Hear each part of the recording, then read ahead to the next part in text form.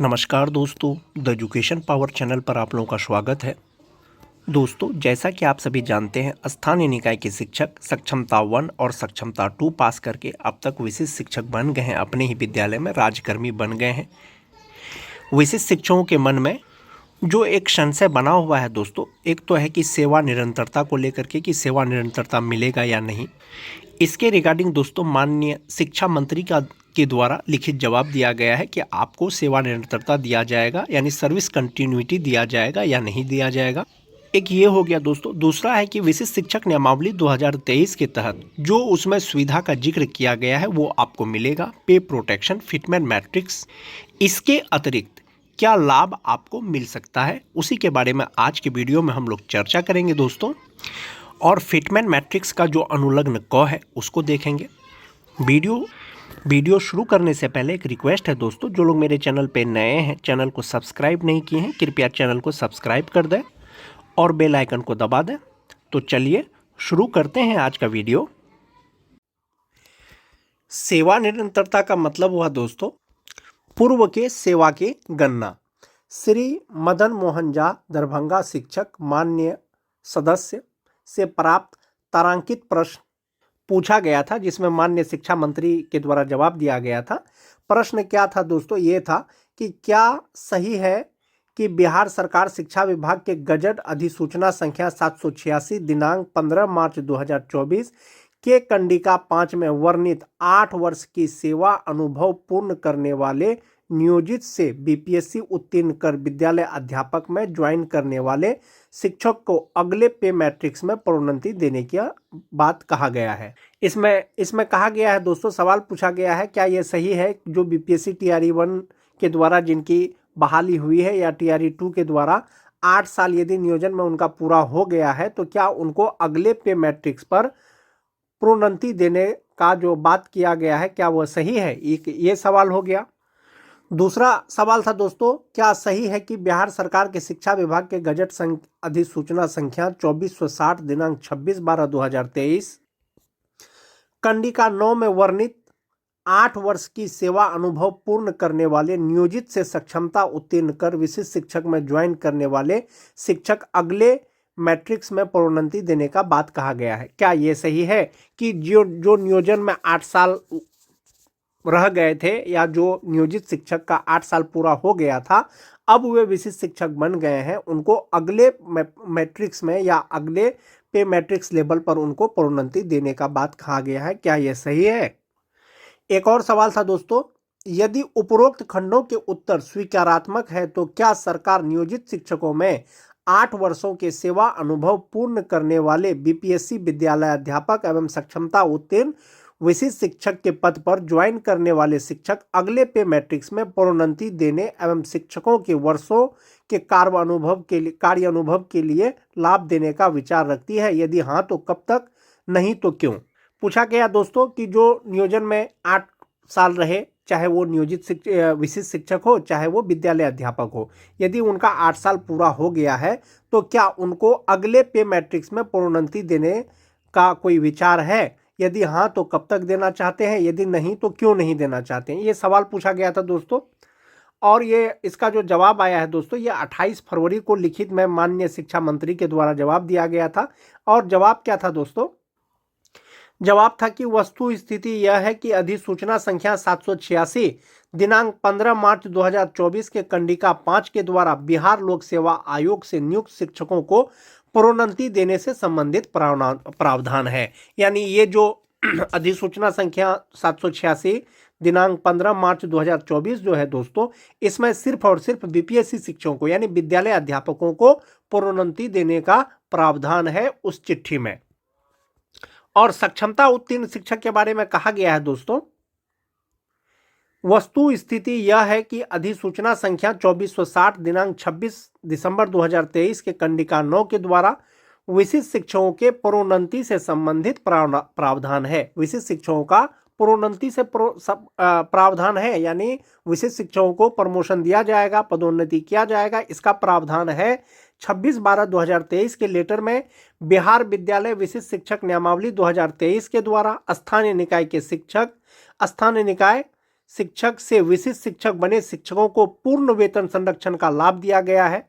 विशिष्ट शिक्षक नियमावली 2023 के द्वारा विशिष्ट शिक्षकों को पूर्ण वेतन संरक्षण का लाभ दिया गया है। जैसा कि आप जान रहे हैं, पे प्रोटेक्शन दिया गया है। चूंकि स्थानीय निकाय शिक्षक पंचायती राज एवं नगर निकाय के शिक्षक हैं, जबकि विद्यालय अध्यापक एवं विशिष्ट शिक्षक राज्यकर्मी श्रेणी के तहत आते हैं, जिस कारण 8 वर्ष के सेवा अनुभव पूर्ण करने वाले स्थानीय निकाय शिक्षकों को अगले पे मैट्रिक्स में प्रोन्नति देने एवं शिक्षकों के वर्षों के कार्य अनुभव के लिए लाभ देने हेतु कोई भी प्रस्ताव विभाग के समक्ष विचाराधीन नहीं है। माननीय शिक्षा मंत्री ने लिखित जवाब में दिया है कि विद्यालय अध्यापक और जो विशिष्ट शिक्षक हैं वो राज्यकर्मी के श्रेणी के तहत आते हैं, उनका प्रोन्नति तो किया जाएगा, लेकिन 8 साल जो सेवा पूरा करेंगे उन्हीं को जो है प्रोन्नति किया जाएगा।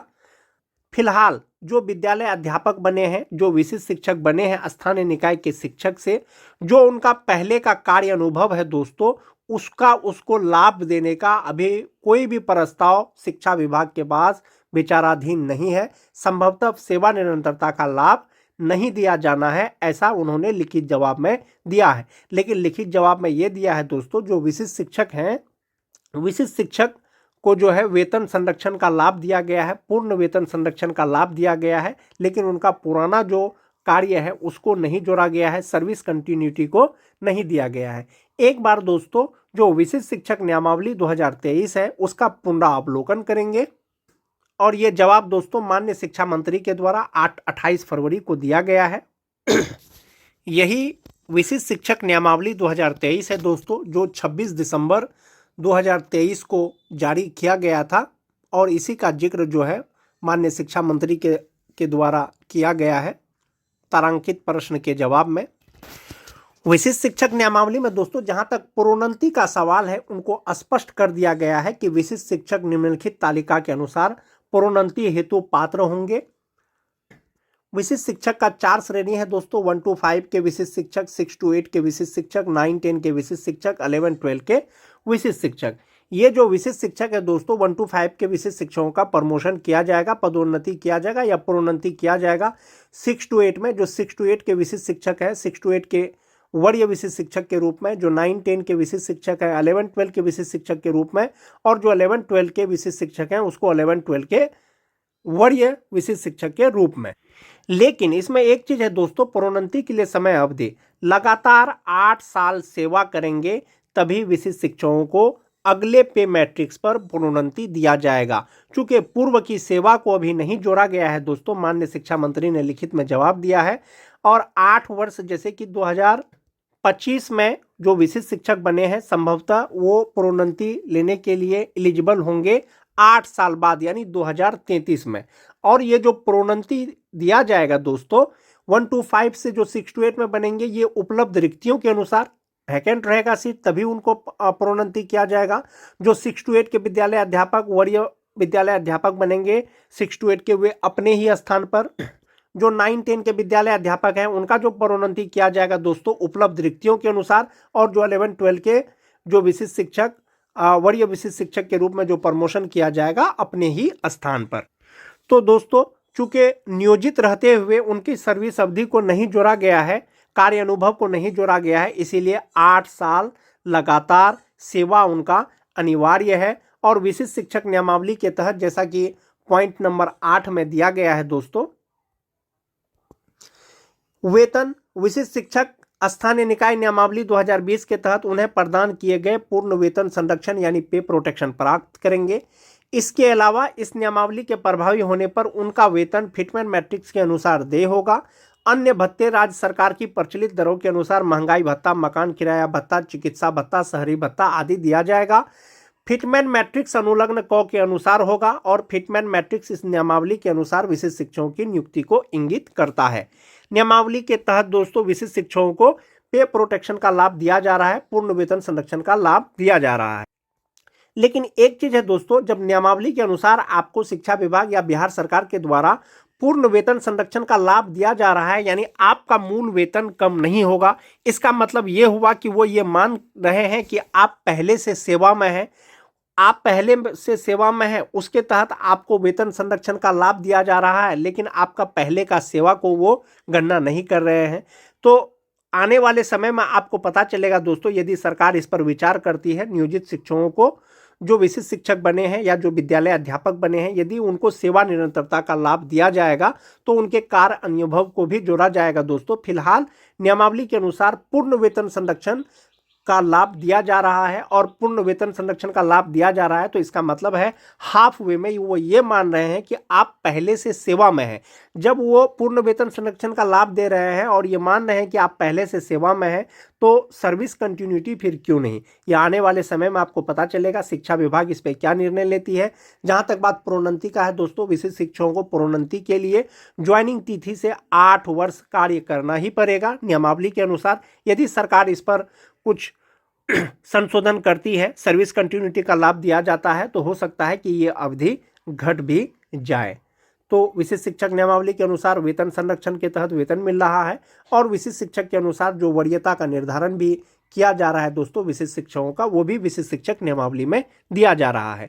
और जो पूर्ण वेतन संरक्षण का जिक्र किया गया है दोस्तों विशिष्ट शिक्षक नियमावली के पॉइंट नंबर 8 में, जो कहा गया है कि फिटमेन मैट्रिक्स अनुलग्न क के अनुसार जो है विशिष्ट शिक्षकों को वेतन का भुगतान किया जाएगा। तो वो अनुलग्न क यही है दोस्तों, यही फिटमेन मैट्रिक्स टेबल है, इसी के अनुसार विशिष्ट शिक्षकों को वेतन का भुगतान किया जा रहा है। 1 to 5 का स्टार्टिंग बेसिक पे 25,000, 6 to 8 का 28,000 और 9-10 का 31,000, 11-12 के का जो विशिष्ट शिक्षक है उनका 32,000। इसी बेसिक पे के आधार पर विशिष्ट शिक्षकों को वेतन का भुगतान किया जा रहा है।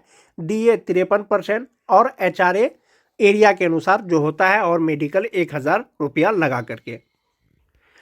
आज के वीडियो में दोस्तों बस इतना ही। वीडियो अगर अच्छी लगे तो अपने दोस्तों में लाइक और शेयर जरूर कर दें। मिलते हैं एक नए वीडियो के साथ, तब तक के लिए धन्यवाद।